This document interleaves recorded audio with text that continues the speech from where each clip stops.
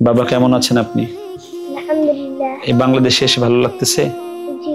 ওস্তাদ জি, মাদ্রাসা, লেখাপড়া ভালো লাগে? খাবার খেতে পারতেছেন? জি। কোনো সমস্যা হচ্ছে না? আমরা ভালো না খারাপ? ভালো। আলহামদুলিল্লাহ।